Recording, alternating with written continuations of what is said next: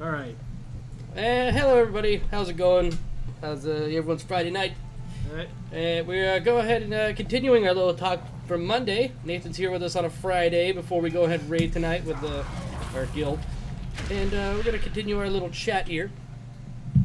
But just like last time, I'm gonna throw in some Battle for Azeroth things. And so, anyways, I'm sitting there. I'm testing out Yeah. the Draenei Hunter, and people in chat. What this one guy says, well, at least this time the Horde can't pretend like they're not the bad guys. Oh God. And it just got me giggling. It got me giggling that, one, even though Ian, if you watch the Q&A, he clearly states that, because somebody asked, is Sylvanas evil? And he's like, well, she's complicated. And, it's more complicated than good and evil. She's just not the big bad. She has her own motive. She has her own reasons. She, just like the Tauren inside the Horde. The Horde isn't evil. Everybody has their own thing going on. There's different conflicts and different things going on all over the place.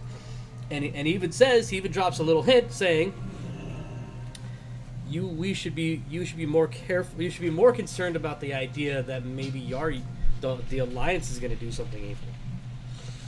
So that got me thinking, right? This whole thing took me down this whole rabbit hole of thought, and it made me think about like how much of a shift we've seen in Anduin. It's so weird, right? I mean, granted, Blizzard doesn't really care that much about explaining character shifts. Yeah. Because we'll rewind. Or if they do explain it, they explain it in a book that no one reads. Well, even then they don't, because it's like different writers will handle different projects, right? And so I remember leveling in Cataclysm and going to the Stone Talon Mountains, and you go through that whole quest chain, and you're rising to the ranks of this dude's army, and at the end of it, he bombs this village, and then he imprisons a Tauren town, and Garrosh appears out of a portal, and he's pissed as shit to the point where he throws him off a fucking cliff. Yeah.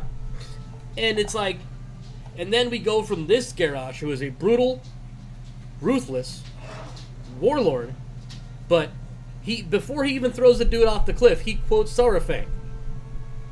Honor. No matter how dire the battle, never forsaken. I think that's the quote. He even quotes Saurfang. And then they go from that guy to... Which is not really even explained, because in the book he was just already because I read was it Jaina Proudmoore, Tides of something, I can't remember off the top of my head. I just read it. Yeah, gotta catch up there. No, he's just already cranked at the 20 on let's just do messed up shit. And then they go around and do the very thing that he just murdered somebody for doing. He actually sacrificed Horde warriors just to rack up a body count. The Alliance body count. He threw people just to get more Alliance soldiers to show up at Theramore. So later in an interview it talked about the two guys who wrote the two different stories. One guy was like, so what was going on with the whole Stone Talon Mountain? And the other guy who didn't write the major storyline, he was like, yeah, that was me. I kind of wanted to make Garrosh more personable, but that's the direction that they didn't take. But they didn't even bother. Yeah. And so if we go back in time, we go to Mist of Pandaria, where Anduin really becomes a figure beside being a toddler walking around. Yeah. You see, he takes everything. He runs away from his own troops. He runs away from the people that are trying to search him, to find him. He runs away from his father's own pursuers, trying to rescue him, so he can spend more time with the Horde. He volunteers to be a prisoner. He seeks out everything he can do to pursue peace, right? He even puts himself in harm's way, trying to find the thing that would stop the bell or whatever. He's presumed dead for a little while, but he never ever stopped pursuing peace. Yeah. And this is a trend that's continued. You go to skip Warlords, and you go to the beginning of Legion, and we have that nice, awesome intro where Varian is talking. He's writing a letter to his son. He's talking about, I believe the way that you do. And he's looking at Sylvanas and talking about how, he... Because of him, he's a better person, and that he can see, and he wants to pursue peace. And it's like, did Anduin never get this letter? I mean, no. You if you do you hand, was it Greymane hands you the letter when you get back from the Broken Shore? He goes, I need to see to some things. Could you deliver this to Anduin? You delivered the letter yourself to him, right? And so in his father's last moments, he tells his son that he was right to pursue peace. Yes. And then goes the Broken Shore and all that. So you're talking to a guy who is worse than, I mean, when it comes to being, let's be cool with everybody, was worse than Jaina Proudmoore pre the bombing of Theramore. And then for him to go to such a hard shift to, fuck it, let's fight. That is a very drastic, and I'm not saying, okay, I don't expect people to ever change. People change, I get that. But there's usually some sort of progression. So something weird is going on in this situation, unless it's just lazy writing. Yeah. I also got to add something like, because at the end of, was it the Jaina Proudmoore book, Jaina is like, okay, I'm still for peace, but I think we need to kick the shit out of the Horde a bit so they'd be more willing to. She is still, like, because she changes by the end of Mist of Pandaria. I'm out of but range. in the book, she's like, okay, we need to take a bit of a march. We need to show them that we're willing to fight and get them to back down. So I don't think they really explain this properly, but it kind of sets up this position where Jaina is more like, okay, we need to show them that continually, like Jaina in the book, so it kind of has this mindset that we need to show the Horde that we're ready to throw down, but if you want to, this is going to cost us both dearly. Let's try to get peace. Yeah. But at the end of Mist of Pandaria, she's like, fuck it, nope, I totally abandoned peace. I'm really looking forward to when this game releases in August. So we see this cinematic, and we see the bombing, the destruction, the burning of Teldrassil. So we can maybe, not having high hopes, but maybe give us a reason for this radical shift in ideal in this character. He goes from not wanting to fight at all, kind of super pacifist. He gets involved, like I said, with the Divine Bell and stuff like that, but he never actually fights, to being a frontline warrior. I think it has to do something with what's his name, Glennaeus. Greymane. I think it has something to do with Greymane, because he's a hell of a warhawk. But it's still not there. That's what I'm saying. And okay, so moving on from that, moving on to the fact that there's some weird shit happening here. All right. Then you have, okay, everybody is kind of getting on board with the whole Sylvanas is evil thing. And why are people saying this? Well, when you play the intro on the Horde side and the Alliance side, she starts releasing plague in Undercity. That's the last ditch effort because they know they're going to lose the city. So she starts releasing plague, starts murdering her own troops, and then raises all the dead to fight. And, this is a classic Russian tactic. When you... Scorched Earth. Scorched Earth. It's a classic Russian tactic. When you retreat, burn everything in sight, ruin everything in sight so that the enemy can't use anything. And that's basically what we're seeing in this whole scenario, is that she's using every single resource she can.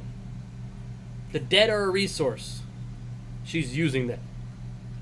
And when she realizes she's going to lose Undercity, she scuttles Undercity. And then, just plague everywhere. Makes it so it's not usable by the enemy. And, well, she's using plague, that means she's evil.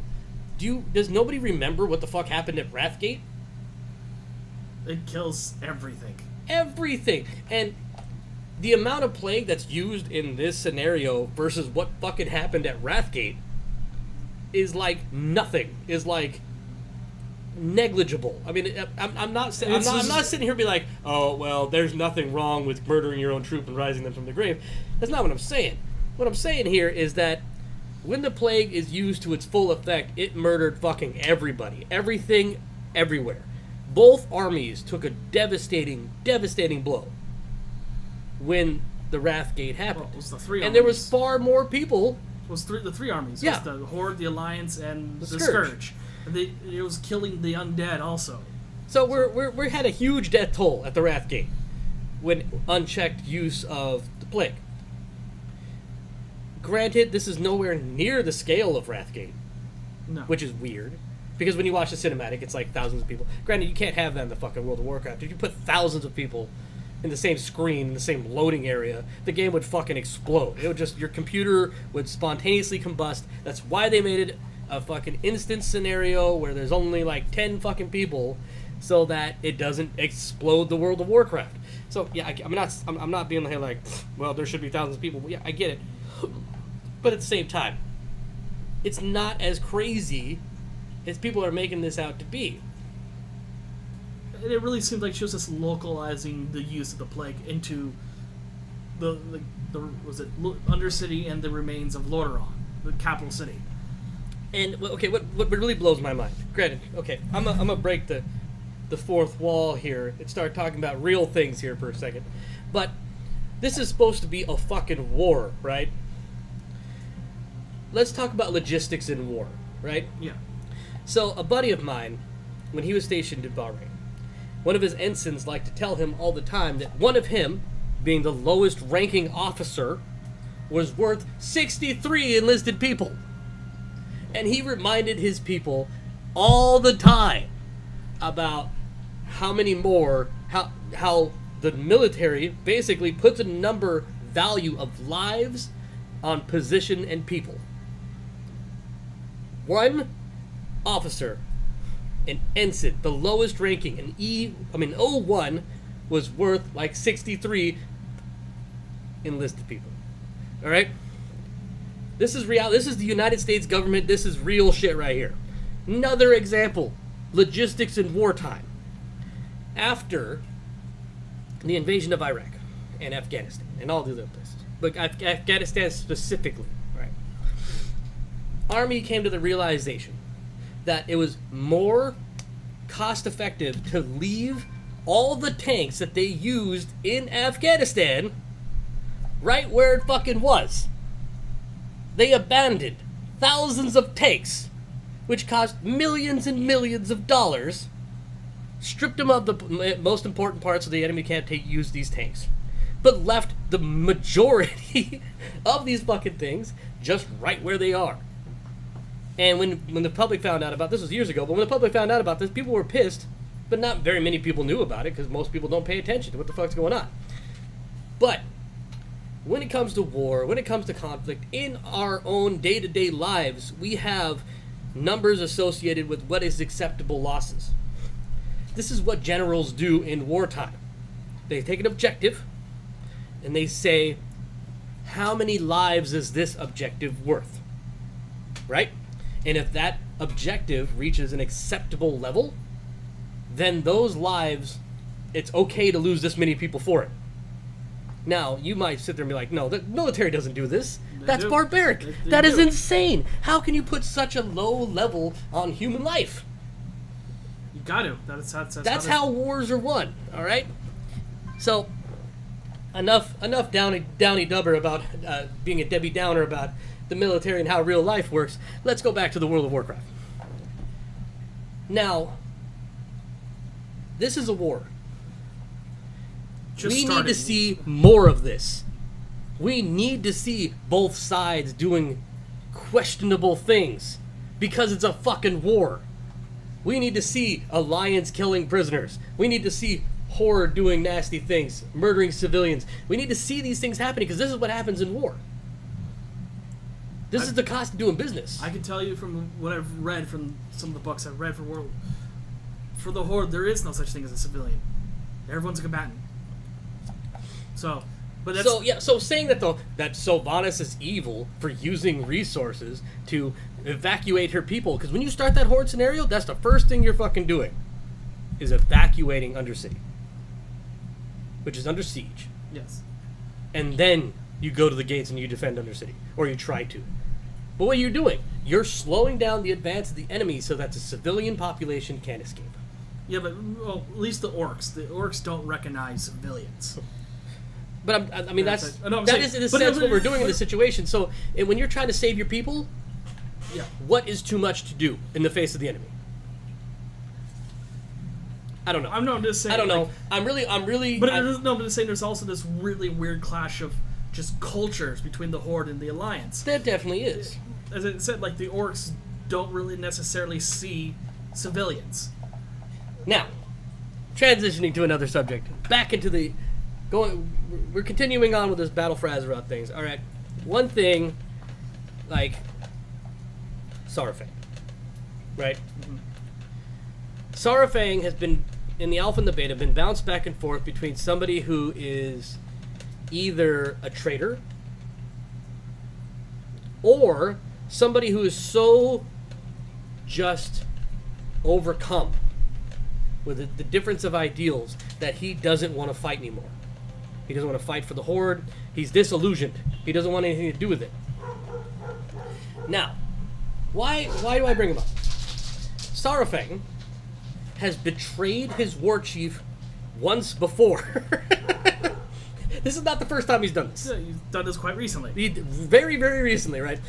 And that was a different situation because that's the way that it was written. Garrosh was going really out of bad. control, but everybody had already, all the major players had already decided to go against him. There really wasn't really a whole lot of people that were still going with the true Horde.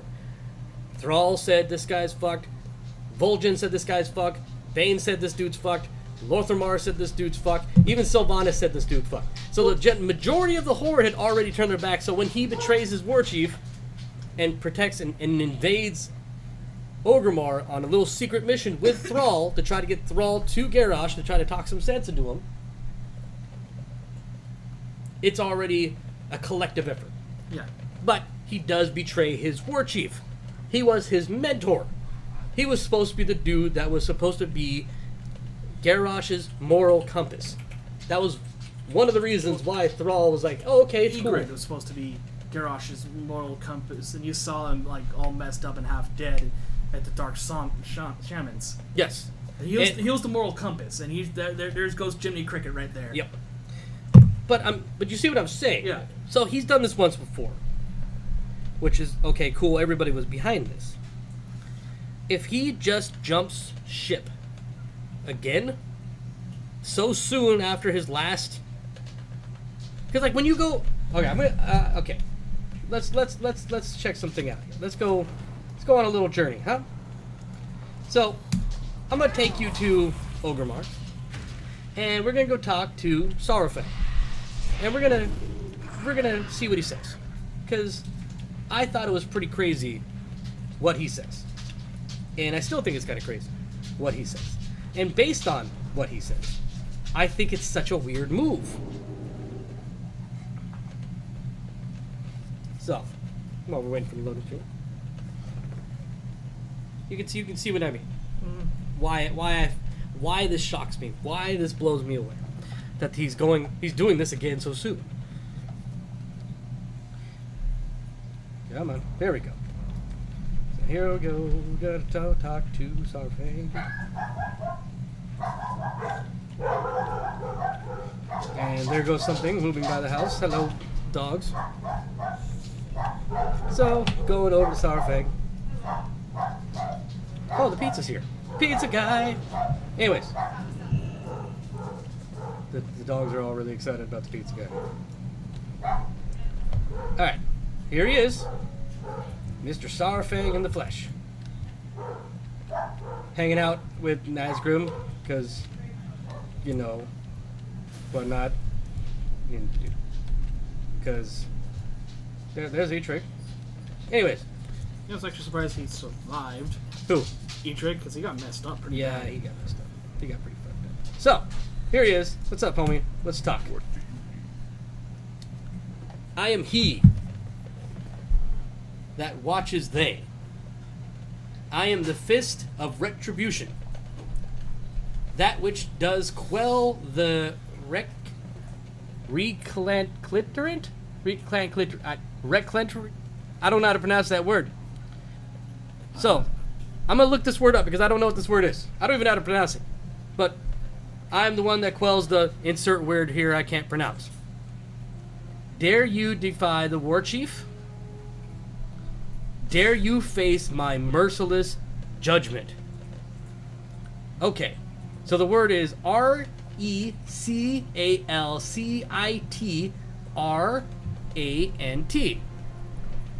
How do you even pronounce this word? I'm going to look it up right now. I'm going to look this up. Calcitrant.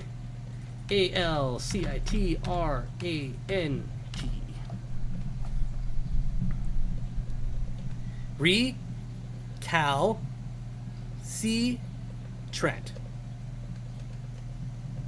Having an obstinately uncooperative attitude toward authority or discipline. So, if we were to insert this definition into this word here, I am he that watches day. I'm the fist of retribution, that which does quell people with uncooperative attitude toward authority. So anybody that's questioning authority, he quells them just for questioning it. That's the job he feels is his. That's dangerously close to what Malkarok was doing under Garrosh. Dare you defy the war chief? Dare you face my merciless judgment? So, when I talk to this guy, when I look at him, when I hear what he says, and this big word I still can't pronounce, this guy is telling me, you fuck with the war chief, and anything she does, you are gonna get him firsthand. Yeah, but as I said, that's what really kind of like Malkarok's stance was. Which was the guy who did all Garrosh's dirty-handed work, and anyone who looked at Garrosh sideways, he'll either kill or beat the crap out of him. And that's what he's saying. That's basically what he's saying for Sylvanas. Maybe I don't know, because I'm just saying maybe he just replaced Malkarok. I mean, I don't know. Didn't it just Malkarok, you never really saw him. You never engaged him. He was a boss. You don't know any of this unless you read the book. Yeah. Here we are in game. He's talking to you right here, and he's saying, "Fuck with the war chief. You get me." And then when things get a little hard, she insults his son a little bit. He decides to say, "Fuck the war chief. Fuck the horde. Fuck everybody." Well, it was gone. It was also right after she rose all she killed all those horde soldiers, then rose them. Riz them. Yeah, risen. I don't know. Risen. Then Rose. Turned them into skeletons. I'm just saying. He was not happy with that. He was really pissed. Yes, he was. But that's not the point. All right? I'm just saying. If this is a dude that is fucking smashing anybody that even questions the war chief, he needs to be the kind of dude that's going to do everything the war chief says, and then on the side, when nobody else is looking, be like, "Yo, not cool. You know I'm with you.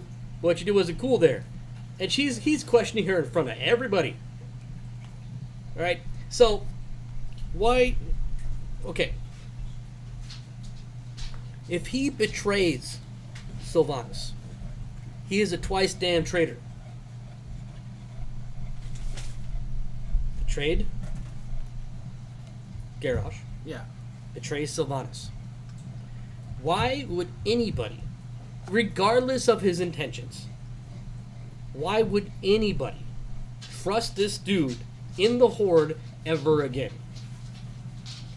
Unless he becomes war chief and runs the shit himself, you cannot trust this character ever again. What is he going to do? Go hang out with the Alliance?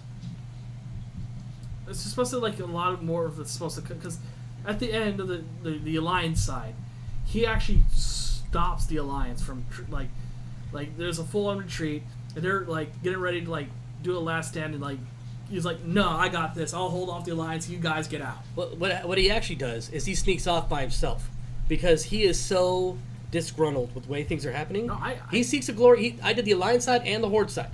He's seeking a glorious death because Sylvanas said, "Where is Sarafang?" He disappears. That is when he's fighting the Alliance. And that is a great battle because he's fucking up everybody by himself. He's a one-man army fighting everything we're throwing at him.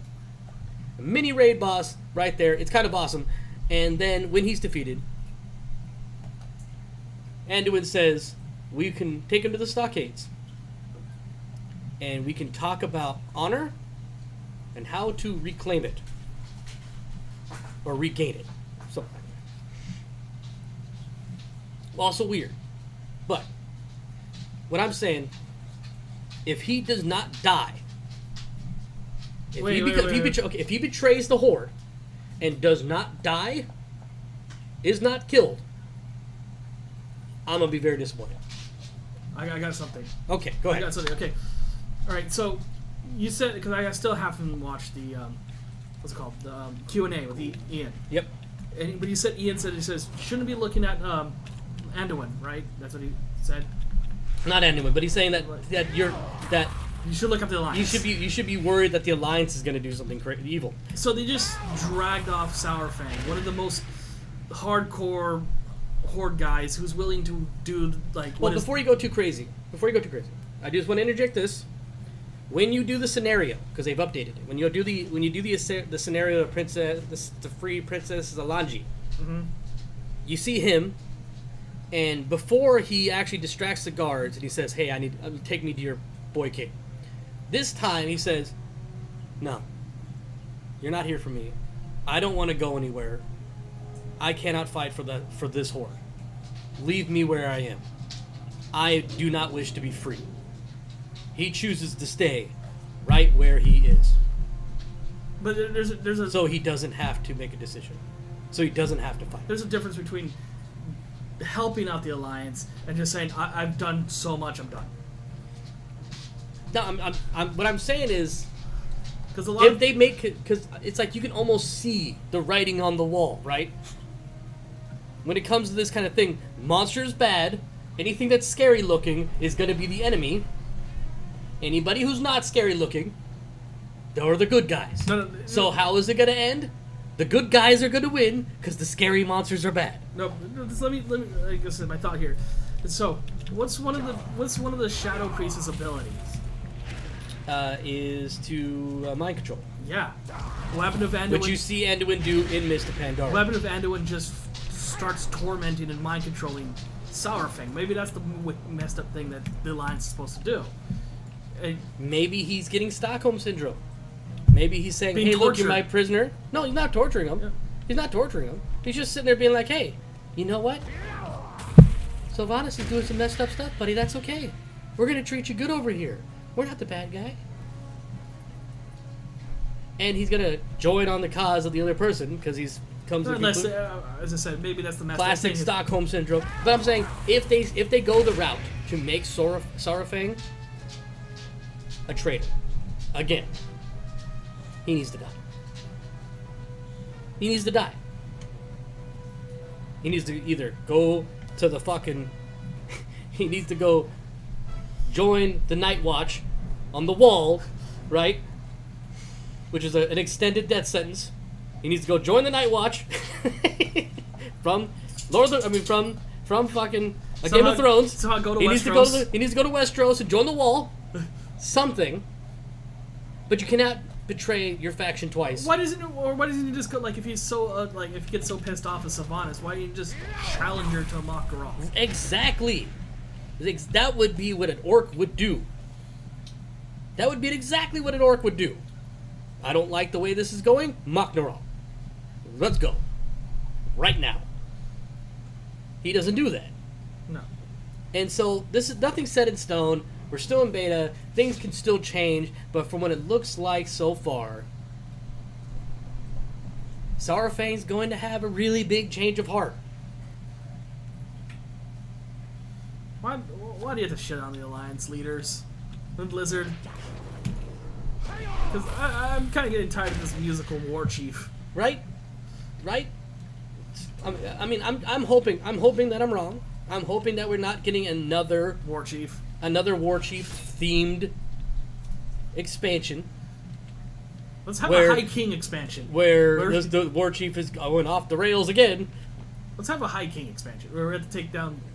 Let's finally give the Alliance something to be sorry. Let's be ashamed of. All right, let's do something different for once. Maybe explain why Anduin is going such a hardcore character shift. I don't know. Because it makes no sense. I mean, the only thing that makes sense is he's just listening way too much to Greymane. That's the only thing that makes sense to me. Just listening to him way too much. Whatever the case may be, I'm not happy with it. But that's not what we're here. We're here to talk about races and classes. We're here to talk about races and classes, so we're going to go ahead and get right into that. But yeah, just food for thought, things that my observations, my perspective on the whole everything. Hoping, like I said, hope that's not the case. Hope that's not what we're dealing with. But I'll be really disappointed. Or like he just does some soul searching in like the stockades and comes back and goes, you know what? I'm gonna go kick the shit out of Sylvanas under with Makarov. Yeah. He's like, he better go out in a blaze of glory, is what I'm saying. He better go down as a thrice member of the Horde, who's been in every single war, who's fought countless battles. He better go out like a goddamn champion and not as a traitorous little bitch. Because Lord knows there's enough shit underneath that dude's fingernails that he's not one that should be throwing stones about the way people do shit. Just saying. So, where do we leave off? I think it was the Oh, Night Elves. We're at Night Elves. We already talked about the undead. Night Elves. Oh yeah. So, Night Elves, first of all, we've already talked about this, but I'm going to reiterate. They shouldn't be a part of the Alliance. Shouldn't be part of the Horde. The Alliance needs to... I mean, these guys are like solo, solitary, exclusive, like... They were hanging out... They should be off by themselves in their own faction with, like, furballs. Yeah. No, they shouldn't be fucking hanging out with the Alliance. That should be beneath them. As everything in their story has shown that they're not really super cool with other races. I mean, consider the fact... Just think about this. They were sitting right next to the Tauren, Centaurs, Quilboar, Trolls. Fucking everybody. How do I keep going to furballs? I don't know. You're in a bear. In a bear mood. It's unbearable. But so that the whole time they're hanging out with these people, and they're not saying hello. They're not hanging out. They're not even bothering to venture outside of their own forest. The Horde could definitely use the help, because the Horde shows up and saves the Taurus from getting their asses kicked by the Centaurs. They are not wanting to get involved in anything.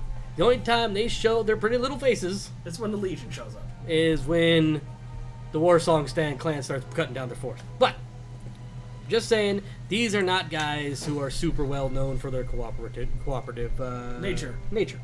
So, being a part of the Alliance was a last minute shoehorn thing. Let's put them in there. Like I said, not saying they should be part of the Horde. They definitely shouldn't be a part of the Alliance. They should be just off doing their own thing. But, okay, whatever. The same thing with the Undead. The Undead was like the same thing. I felt the same way that the Undead... Why are you a part of the Horde? It makes a little more sense than Night Elves, though. Yeah. It's like, it makes a little more sense. Little, not much. Okay, classes. Alright. Now, the Night Elves have always been a very classed, structured civilization. That the warrior positions have always been held by females. Yes. Until they retconned this whole idea. In War of the Ancients, it made other people do different things. But if you were a Sentinel, you were a woman. You were a... What do they call their... Well, fuck it, we'll call it an archer. If you were an archer, you were a woman. If you were a Warden, you were a woman. If you were the High Priestess of Elune, You're a woman. you're a woman. But guess what? If you were any kind of dude, you were probably a druid of some kind. So you had druid dudes, warrior women.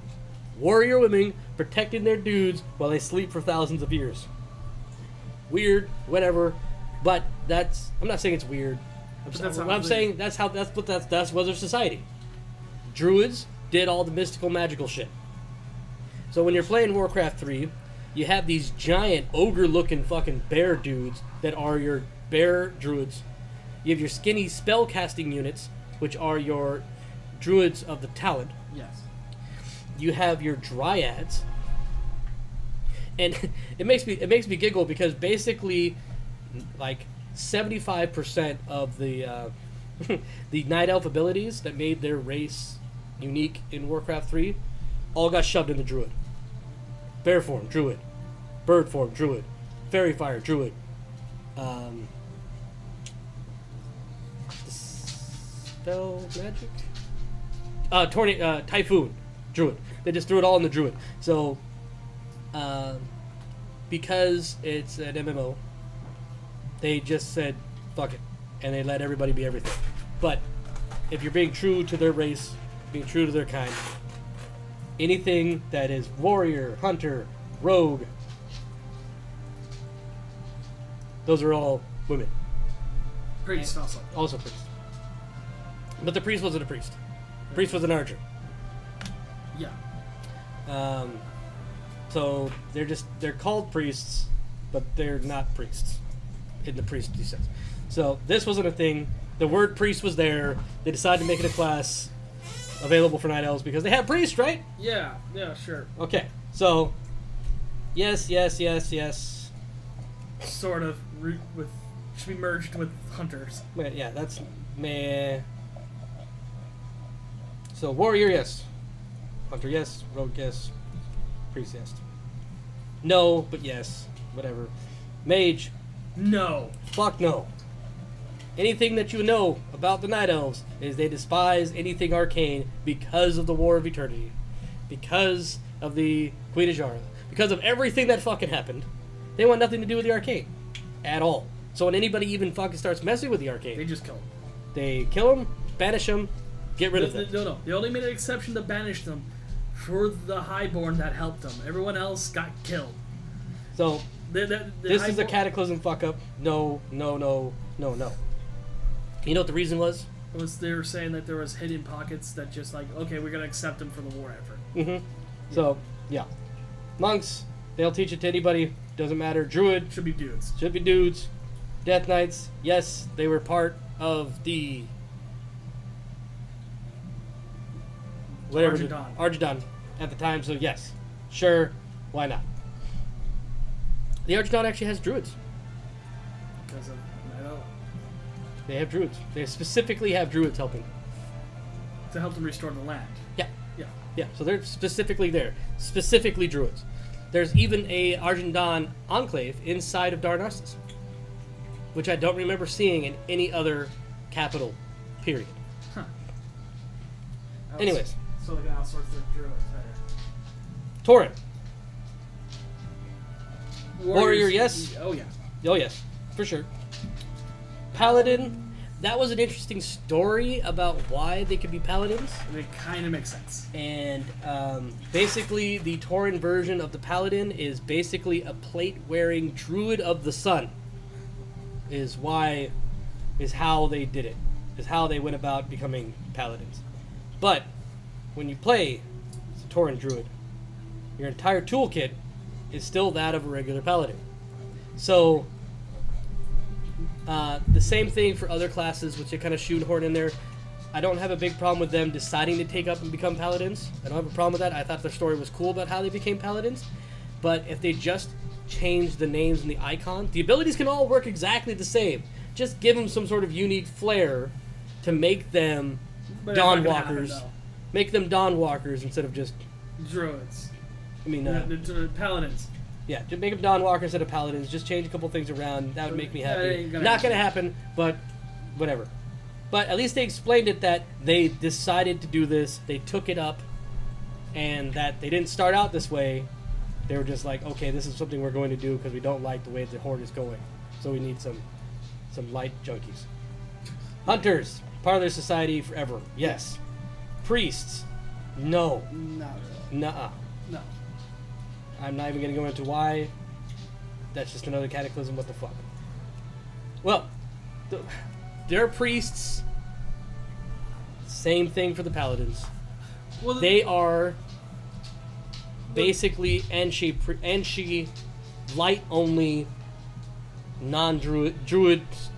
From what I understand, the priestly order should be more aligned with how the Night Elves do, because I remember they worship the moon, which is supposed to be a loon, but they call it something else. I forgot. No. They worship the sun.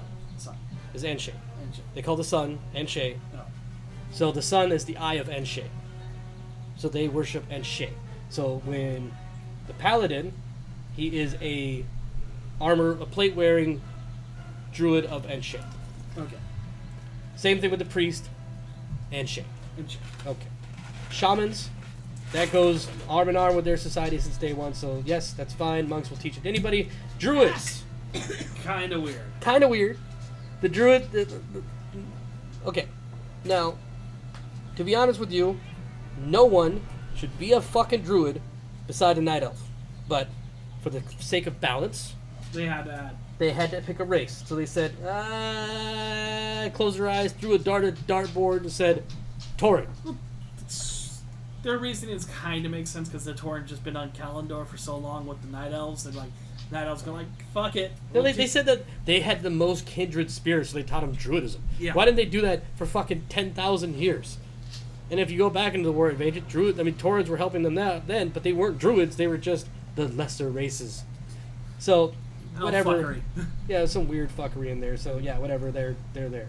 Death Knights, yeah, that's same thing They're as there. before. Gnomes.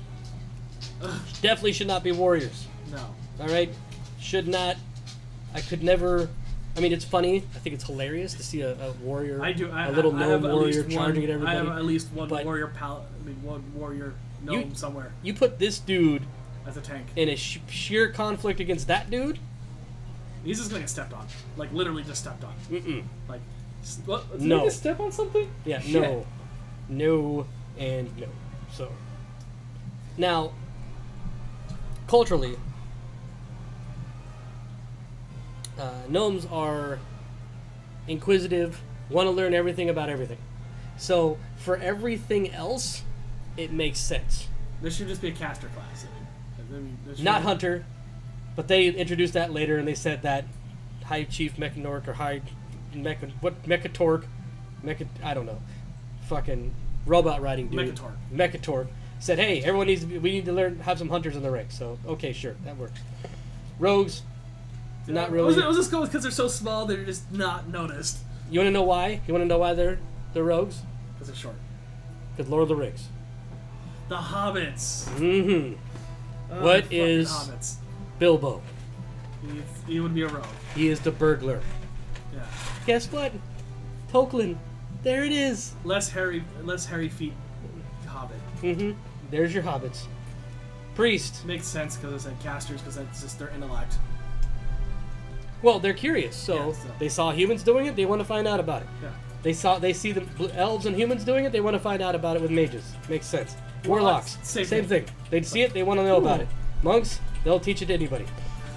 Death Knights, yes, they were there. Still makes as much sense as this, but at least they got some magical powers to help them out with their runes and their blood magic and their frostiness. So I would still be much more scared of this than I would be of that.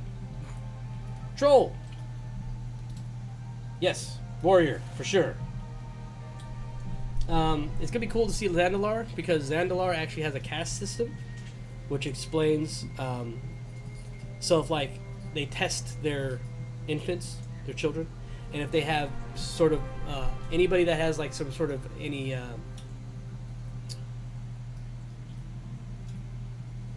I forget the word, but if they're showing any sort of, like, inclination toward an ability, like, they can use magic, they can use nature magic, shadow magic, stuff And like it's that. bigger than everyone else. They take them into that society. Huh. That's interesting. And if you fail the test and you're not good at anything, that's when you become the lowest echelon, which is the warriors and rogues and hunters. So they actually have a caste society system, Yeah. which I'm not super familiar with. I haven't done all the leveling, but sounds cool because it's absolutely makes sense. And it's very India and what they're going on there. So a caste system, which explains why each person each thing. So on the highest, of course, is the priests, and the shamans. So anyways, hunters, yes. Rogues, why not? Priests. One thing I miss about vanilla, and I promise this is the last time I'll say this, but every single priest had 2 abilities because they were the priest to that race. Mm-hmm. So, Troll had Like a Loa spell thing. it was one was Hex, Yeah. and the other one was something else. Because they're supposed to be priests of the Loa. Yep. So. They're priests of they're Loa priests, so makes sense. But they took away that bit of flavor, and everybody lost their 2, and they just kind of got smushed in there. So That's what that random. Oh yeah, that's what that random ability on my priest hotbar. I was like, it's just a question mark. mhm. Like it was my blood elf priest racial. Yep. Shaman. They use totems. Not super. Worship the ancestors, definitely. Yeah, they worship the ancestors. I don't really know if they really worship the elements though. So that's We'll say meh. yeah. Yep. The elements part is the question mark. Mage. Now this has always been a weird one to me, because it's not like if troll mages were more prevalent throughout history. The Night Elves would have never have won. When the Troll Night Elf Wars went off, it was because of the arcane mastery that the Night Elves had, that they were able to crush these dudes. And if these guys were just mages the whole time and they just were It would have been a stalemate or. or something else. No, but I think the trolls would have gone into the favor of the trolls because the trolls were just so much more prevalent. And not to mention, you can cut off a troll's arm, it comes back. I mean, they regenerate limbs for fuck's sake. But so this is a question mark for me. I don't know. Whatever. Sure. They just needed the horde needed more mages because all they had was undead. So they said, "Fuck it, we're gonna make trolls." Everyone has mages. Now, yeah. Warlocks. They're hanging out with the orcs. Why not? Yeah, why not? A lot of the Loa magic is kind of creepy. Verges borderline demonic, borderline. But then again, the same thing. I would like to have seen a different kind of flavor text.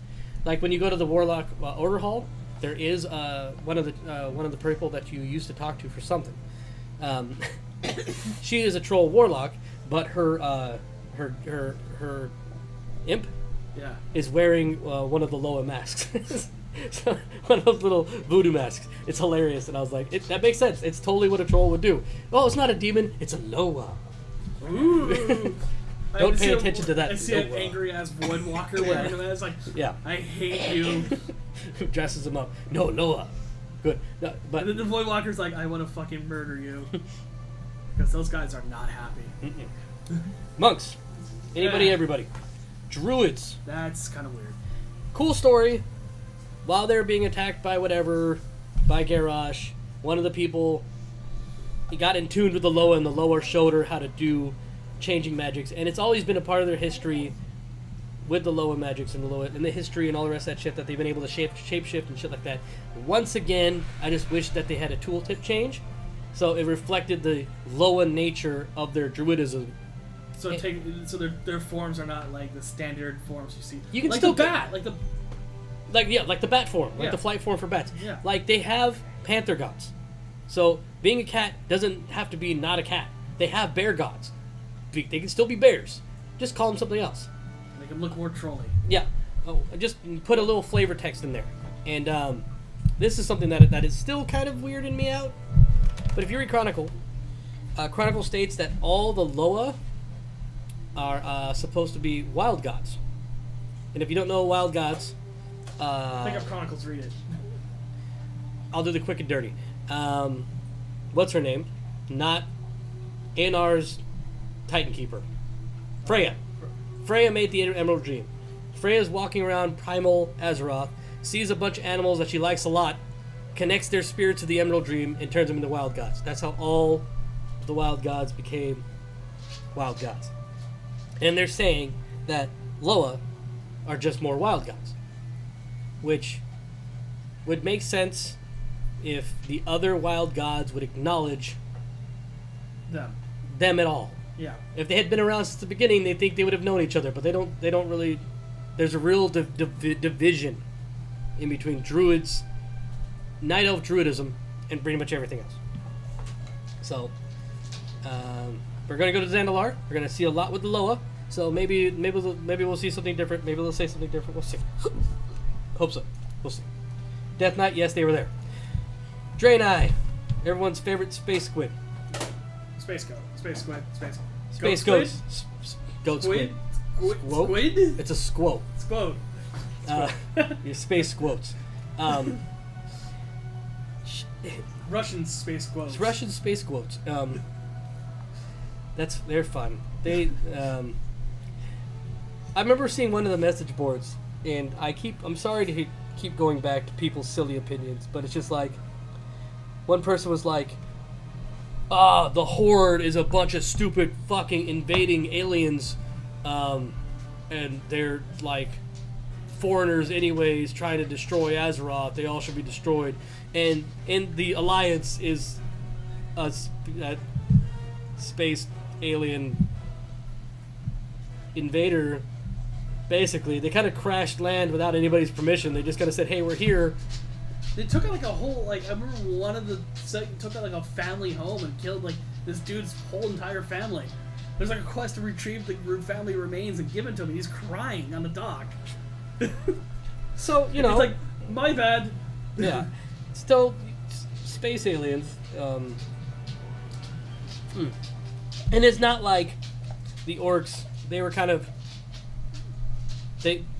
At first they said they came from a different dimension, and then they said that they came from a different planet, and the Legion and all that stuff. So it's not like they're spacefaring aliens.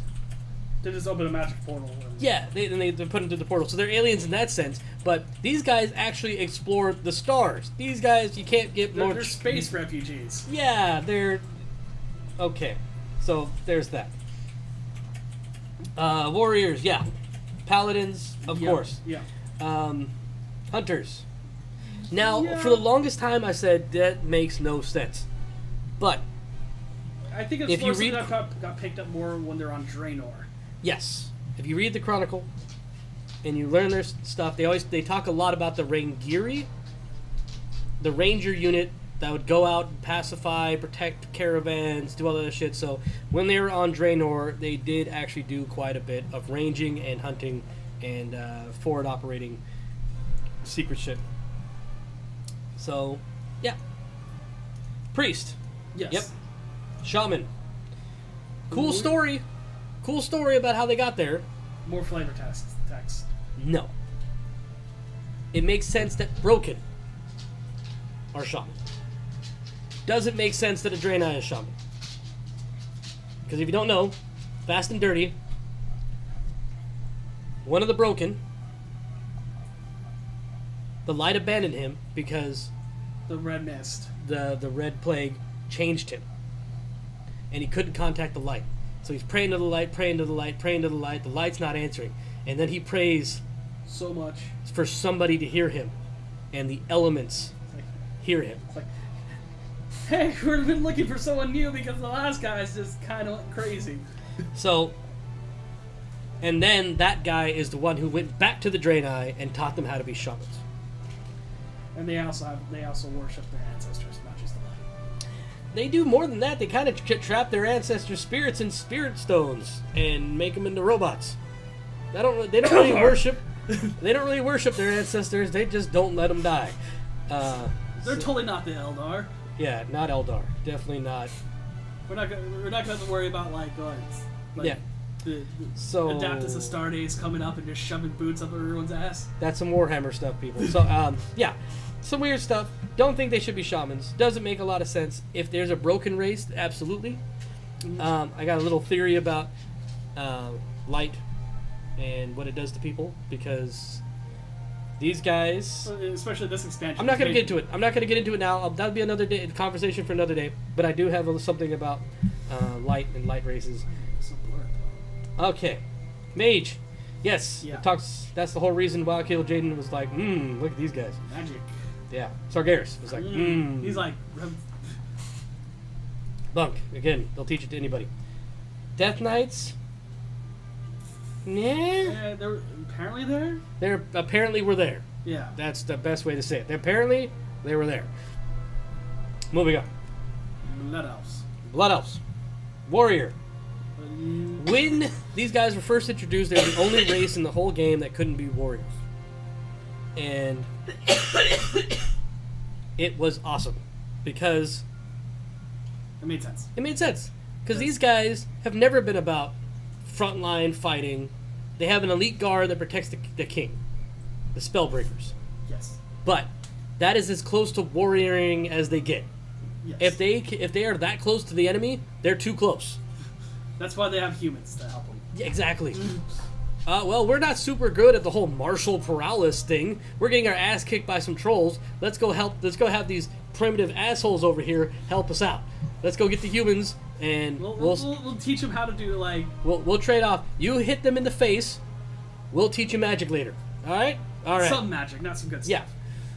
So, them being warriors doesn't make a lot of sense. Now, if they had said something like, and they introduced the Cataclysm, and Groma and Garrosh said, "You have to be warriors. I'm going to make the elves become warriors." Would make sense. I've more got the point was because Garrosh yet again I'm going back to the Jaden Proudmore book.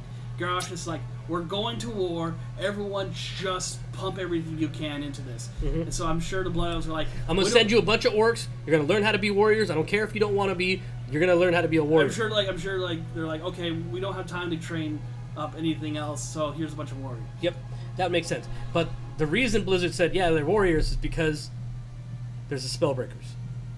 Because there's Spellbreakers. Spellbreakers. The elite. Spellbreakers are mages in play. Yep. Because they're Spellbreakers and they're wearing plate, they're warriors, right? No. It's not really no. That doesn't fit them. Plate wearing mages are Spellbreakers. Yep. One of the key abilities of a Spellbreaker is Steal Spell. So this doesn't make sense. How they became paladins is they were paladins before, because they were priests before. Yeah. And they joined the order. They did all the rest of that shit, and they actually stole a Naru, and they started stealing his light powers. So all throughout Burning Crusade until the very, very, very end, they were the most badass metal paladins of all time. They don't use the light. They steal it. They fucking stole it. And they stole so much of the light that it turned Into a dark Naru. It turned into a void Naru or whatever.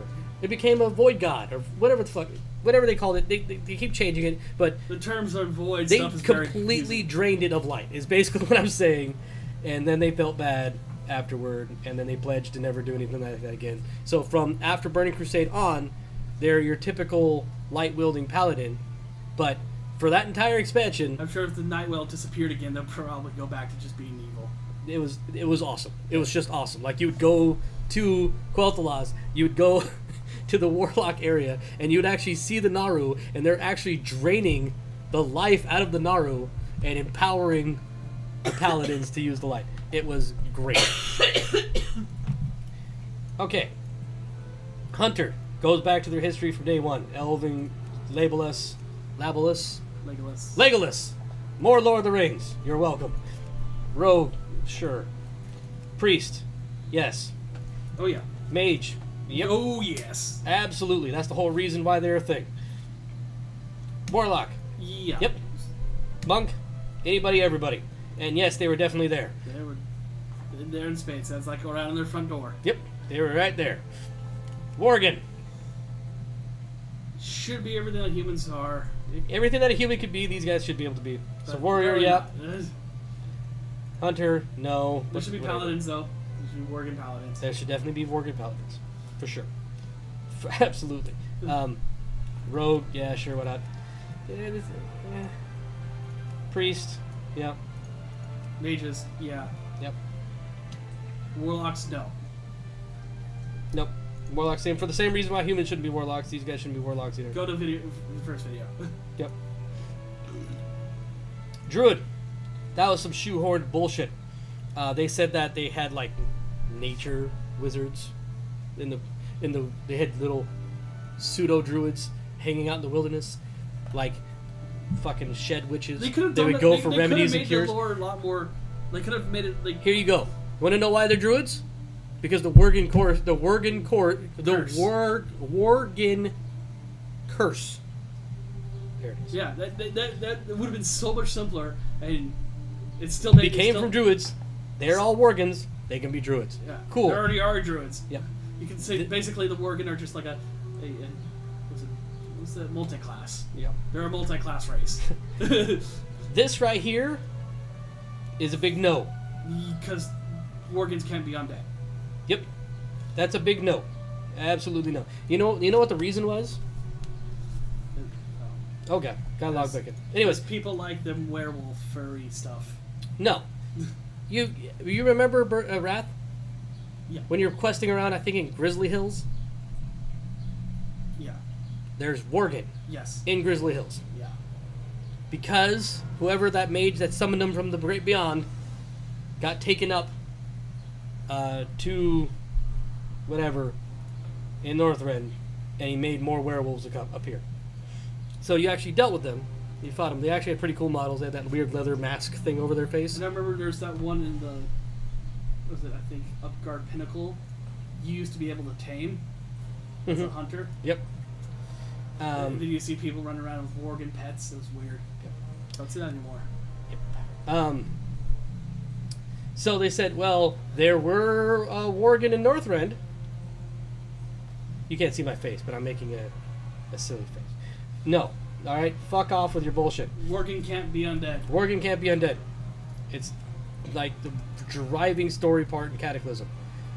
The Worgen can fight the Forsaken They're because like the Forsaken best cannot The Worgen raise are- them as dead, undead when they die. The Worgen are the best to fight the Forsaken and the Scourge. Well, the Forsaken, the Plague and the Forsaken Curse can actually kill you and raise you. It can do neither to a Worgen. That's why the Worgen are in the front line, because if you don't want to become undead, you become Worgen. Yep. So no, these guys, yeah, they were there. They could be Death Knights, so we're gonna throw that out there right now. Yes. They're probably mercenaries, not actually there because of like reasons of right and wrong. Now goblins will do anything for money. Oh yeah. So anything that's greedy related, they can absolutely do it. Warriors is another thing. Bruisers from like Ratchet though. Those Huh? are warriors. The guards from Ratchet. Yes. Bruisers. Yeah, I don't care though. It's still stupid.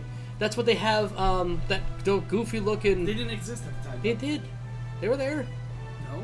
Yes. No. But anyways, these fucks. No. All right. Just stop it.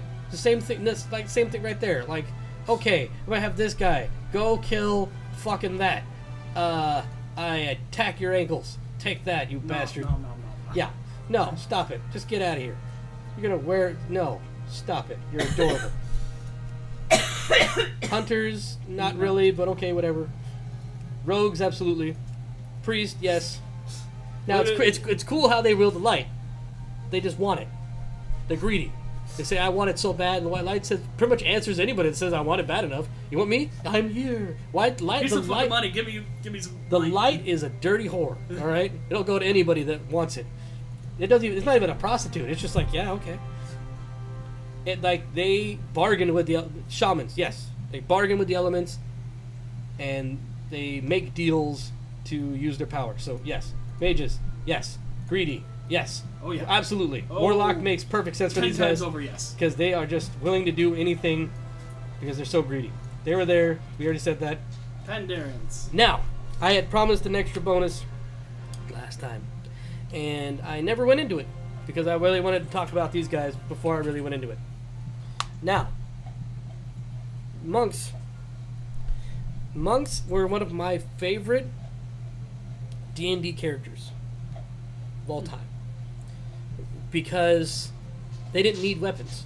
They just And as they got cast fist. as they got stronger, their hands became plus weapons, like plus 4 weapons. That's a little nuts. Yeah. So just by them being themselves, by being monks and being able to cleanse harm and doing all the other cool shit, they were like my favorite class. I don't know why. I always enjoyed the fantasy of a fist being so powerful that it just is better than swords That I would they also don't like wear. to- They don't need armor. They don't need weapons. They're good to go. I would also like to just go around just yelling out, "I cast fist." So when Blizzard said they were making monks, I was like, oh. But the end result Nah. wasn't happy with. I mean, like, monks are great. If you've never played a monk, you should do that because they're awesome. I'm not even gonna lie. Monks are great, but they're not your typical D&D monk. No. But with all that aside, their whole culture kind of revolves around monks. They have this long story about how they were slaves and how they learned how to fight their oppressors with their fists and kung fu. Because they couldn't own weapons, and so they had to learn how to beat the crap out of everything. Yeah, it was, it's cool. It's a good story. I enjoyed it. Now, the thing that really blew my mind was that in Chronicle, it stated that the 4 celestial spirits, which also have a big part of Pandorian history, are all wild gods. And so, after they learned how to use their fists to defend themselves, they met up with the Emperor Shoho, joined up with the Celestials, and he really learned a lot, and he folded it into the Kung Fu to make it more than just Kung Fu.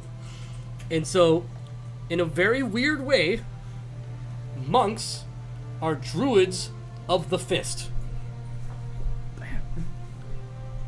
They took on the tiger aspect of Zwin, whatever. How do you pronounce that X sound? I don't know. So the druid of the Windwalker is an aspect 4. Yeah. And then you have your crane and your serpent are both your healing spec. I don't know what the crane's called, but I know the serpent's Yulong. Yep. Yeah, and then the tanking spec is That Ox 4. So in a very, very weird way, they learn from wild spirits, which is the same thing that druids do. They are kind of druids of punching. Fist druids. Pandarians be druids also then? I always thought it'd be fucking amazing that because they could have literally made when they were making a new race in a completely different continent in a whole new place with a whole new history, they could have literally made them anything they wanted to. What I think they wanted to avoid was bears turning into bears. Come on. Bearception. I thought it would have been amazing. I'm a panda bear, and then I'm going to turn into a more crazy panda bear. Then you can, if you were at that one BlizzCon, you could ride a panda bear with a panda bear pet. You could have a panda bear, riding a panda bear, with a panda bear, becoming a panda bear. It would just be fucking bearception everywhere. For the same reason they didn't want the Worgen to be shamans. Can you imagine a wolf turning into a wolf? Summoning wolves. Wolf.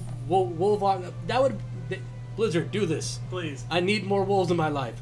I will roll a Worgen shaman right now and be wolf. Oh yeah, and Wolf. Tauren rogues. Absolutely. If they can sneak up on prey, Tauren rogues. if you can sneak up on a plain strider in a big grass field, get close enough to kill it with a spear, Yeah. you can creep up on anything. All right. Just the idea of a Tauren rogue is kind of. Where the hell were you hiding? Yeah. So, Pandaren Druid, please do it. Now, these guys are a period piece. They came in at a certain time in the game. So it's because they were not with the Argent Dawn, they can't be Death Knights. Yeah. Anybody that wasn't with them can't be a Death Knight. They were not. Yeah. Can't do it. So, they taught monk to everybody because of them. So if you like being a monk, you can thank this big fucking chubby bastard. Warrior. Kind of goes against their whole cultural image, but okay, sure. Also makes sense to a certain point. Yeah. It's like it goes with the martial strength. You know, like Yeah, martial paralysis. yeah. But pick up a sword. That's just still kind of a monkey thing. yeah, hunter. Not so much. No. Rogue. Kind of goes with the shadow pan. Yeah, the shadow pan is awesome. I love the shadow pan. So the shadow pan are like roguey people. So yeah, priests, not really. You guess you could say the priest of the Celestials. So, sure, the celestial priests, but no. Shaman, yes, they actually have a lot to do with the elements. They have a lot of things going on there. Mage, no. I don't see that at all. Because I think they're kind of just cut off from everything. If anything, maybe they learned it from the fucking Mogu? Yeah. Yeah, no. And of course Monks. And we'll break down. We're not done yet. No. Void Elf. Void Elf was made up at the last minute. No history, no story, just, hey look, they're here now. Yay! They're blood elves. They're blood elves that became voidy. Void touched. So, because they're void, they can't be paladins no more. So, makes sense. Warrior. Sure. Well, they're a made-up species, so they can be whatever they want. I could even take druid. Why not? Void druids. Actually, that sounds kind of awesome. Hunter, sure. Why not? Rogue, yeah. Priest, yeah. Why not? Mage, yep. Warlock, yeah. Well, because they came into the picture after all the classes were introduced, they could literally be anything. Beside Death Knight, can't be Death Knights. So, if you ever wonder why your Void Elf can't be a Death Knight, because they weren't there. They weren't even. They didn't even exist. They weren't even a thing. The youngest race in the fucking game right here. Nightborn. Well, they recently learned how to be monks, so yes, they could be monks because there's nobody they won't teach it to. Warlock. Yes. One thing I really, really wish Blizzard would do. Almost every single race in the game has that corrupted, creepy, scary, fucking Legion form. Yeah. Like, you remember all the green glowy guys? Yeah. Like, every single Warlock here's some should... lotion. Because you really need that, because you got some cracks going on there. Yeah.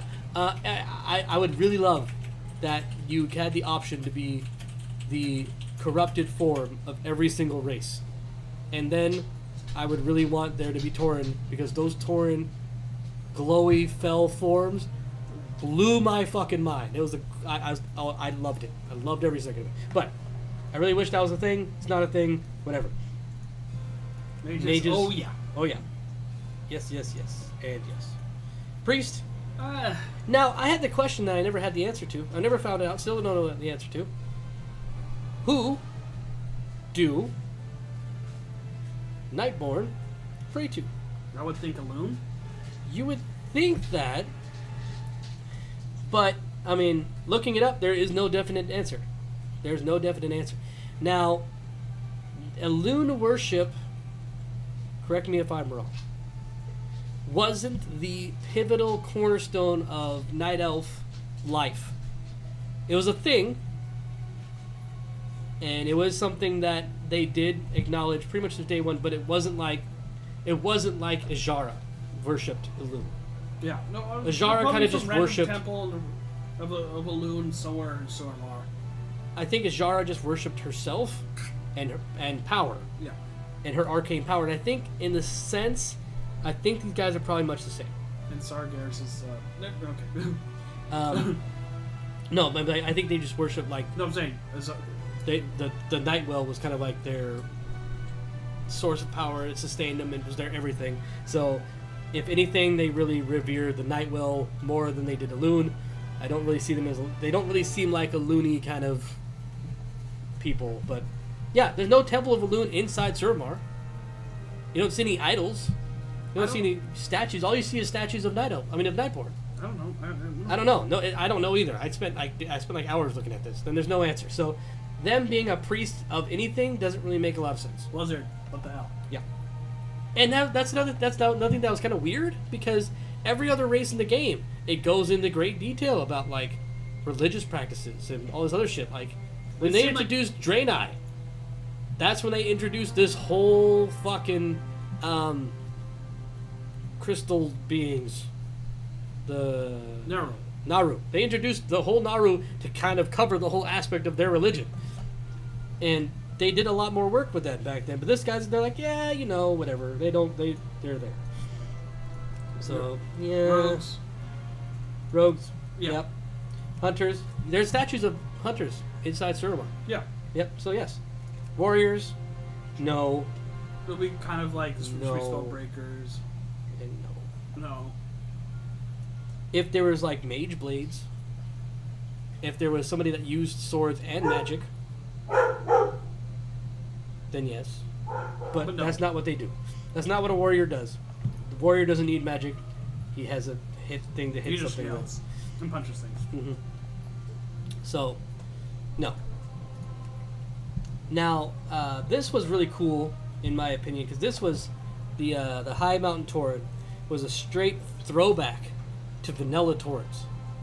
They could be like 4 fucking races. I mean, they could be 4 fucking classes. That was it. It was warrior, hunter, shaman, and druid. They threw in monk for extra fun in games, but that was it. That was it.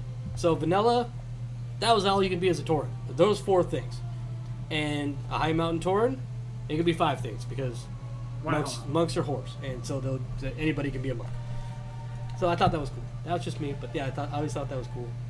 That when I saw them, I'm like, damn, they're going straight back to the source with that shit. Light Forge, Draenei. Right. Warriors, yeah. But a Light Forged being not a paladin is just weird. Weird, no. It's just really weird. Or a priest. That'll be weird. Them not being a priest or Yeah, I mean it's kind of their thing. I mean, so it's Given- given that a paladin is a worshiper and user of the light, given martial training, which they learn from warriors, and they use of the light, combine them into 2, they kind of are paladins anyways. But whatever. Hunters, what? Have they been in a ship for the last 10,000 years? pretty much. Just fighting a guerrilla war? Yeah, so not so much there. The reason that they have them is because that when you go to Argus and you're fucking around with the little guys, they had the shortest little story in there, and if you weren't reading all the text, you never even saw it anyways. They had a warrior, they had a hunter, they had a mage. I don't remember any priests, but those guys that you like kind of like recruit or rescue or whatever, you run into them in the front line. But they're all there. Not a huge variety with them either. Warrior, paladin, hunter, priest, and mage. In the original listing, it showed them as monks, but I guess they were like, why is everyone else can be a monk? Why not we not make it so that one person can't be? So they're not monks. And they're not shamans either. Because why would they? Why would they be? Yeah. So, not warlocks. Go figure. That would be weird. Go figure. Because they spent the last 10,000 years waging a guerrilla war against the Burning Legion. Why would they? Why would they be warlocks? It has been trying to. But they, from when I listened to the audio drama, I really got the sense that the Lightforge were just kind of that guy who were trying to fight this war, but they weren't really able to, so they just kind of lit like a bag full of dog shit left under your porch. That's what I got that impression of Ding the dong Lightforge. ditch. Like, we got a victory! Well, I remember listening to the audio drama a couple times, I just got and that. it gave the impression that there were a lot of light forged races, and when we see them in game, Oh, there's only one demon, a bunch of Draenei, and one human. But when the audio drama made the impression that pretty much any race could be light forged, but all we have is light forged. Lightforge working. There's no way that thing is going to like come back. No, just for this Lightforge working. Oh, one thing I do find amusing. I'm gonna jump into my light forged Draenei, and let's see if you find this amusing like I do. Actually, just be faster to make a new one. So let's go ahead. Jump on my guy real fast.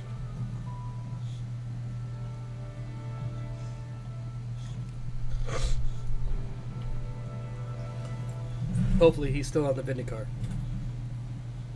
Which apparently belongs to the Alliance.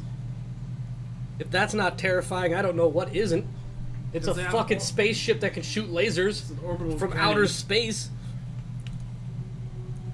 If the Horde ever needed Azurite weapons, it's because the Alliance has a fucking spaceship that can shoot laser beams.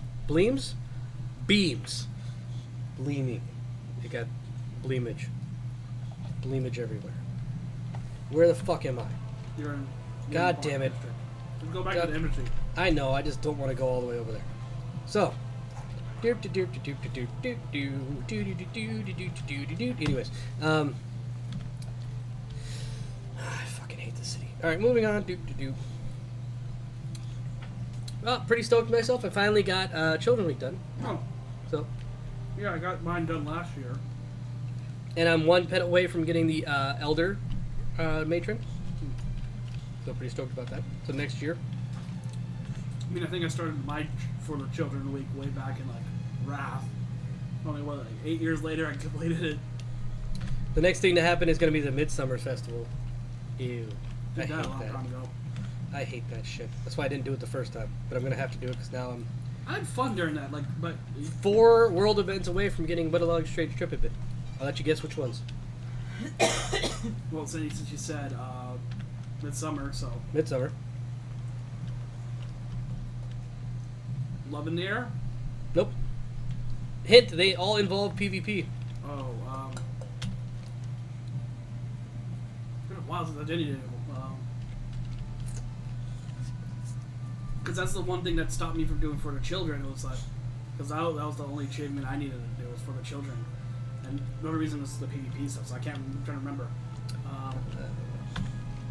Great. Christmas. Christmas. Merrymaker. I don't have Merrymaker. I don't have the Midsummer. I don't have the Halloween one. Oh god, I'm stuck in the graveyard. God damn it! I just want to fucking Midsummer's go. easier now since you have flying. So Well, I can't fly on this asshole. no, I'm saying Midsummer. It would be a lot easier now since it's flying. Yeah. I did that with back in Wrath, and I was getting chased down by a paladin with his. I had a whole line of like alliance guys chasing after me. I'm like, I'm getting away, and all of a sudden a paladin comes out of nowhere. I'm like, oh, And the last one is the. No? God, I guess we'll look at that while fucking I'm waiting to get all the way goddamn over to the embassy without flying. Stupid goddamn Stormwind. World events. So, the Flame Warden, Brewmaster, Hallowed Be Thy Name, and what a long. And that's it? oh Brewmaster. What's your business in Brewmaster? Brewfest Diet and Brew of the Month. Hallowed Be Thy Name, Gird Rage, kill 10 people under. That's a fucking pain in the That ass. was a pain in the ass. Am I fucking. God damn it! Ugh! Fucking Stormwind, man. Go to the Dwarven district. I'm trying to. I fucking hate this. Oh my god, I'm behind Lights Hope Chapel. God damn it.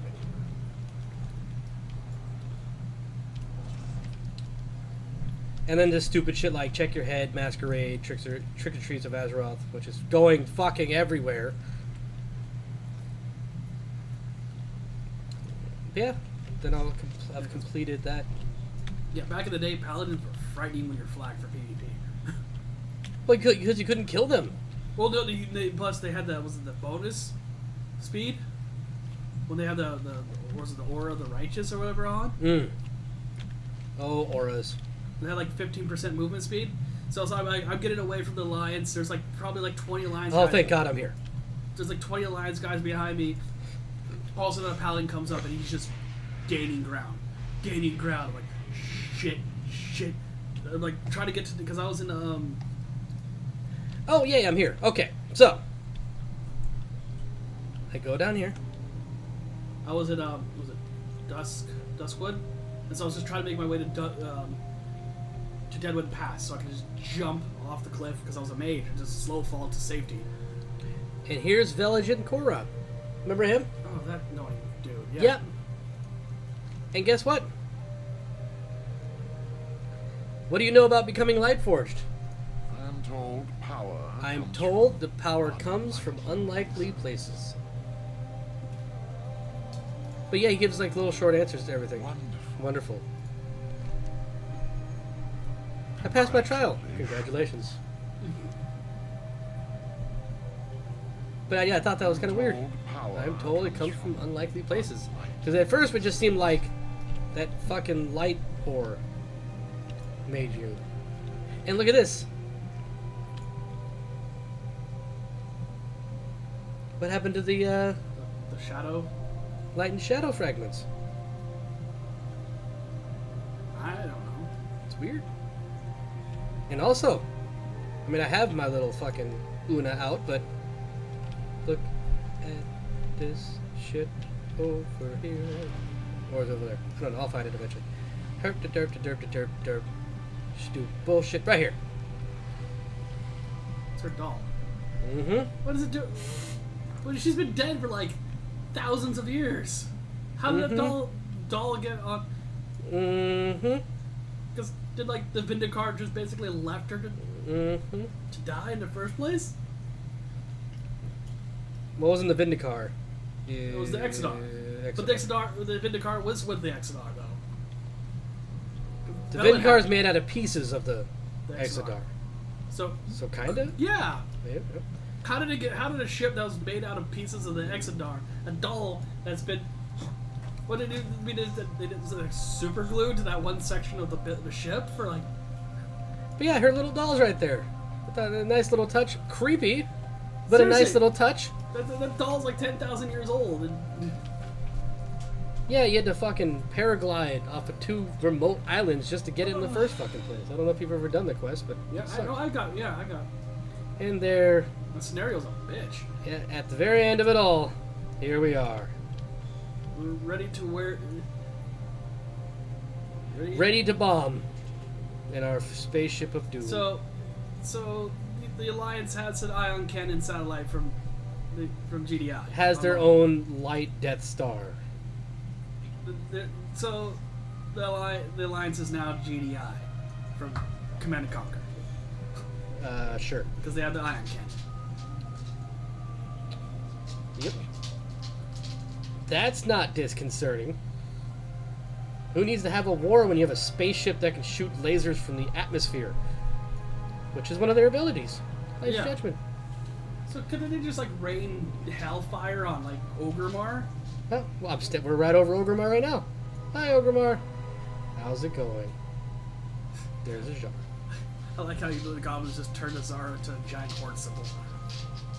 But yeah, that's where we're going to end today's episode. I hope you enjoyed it. Hope you had a good time.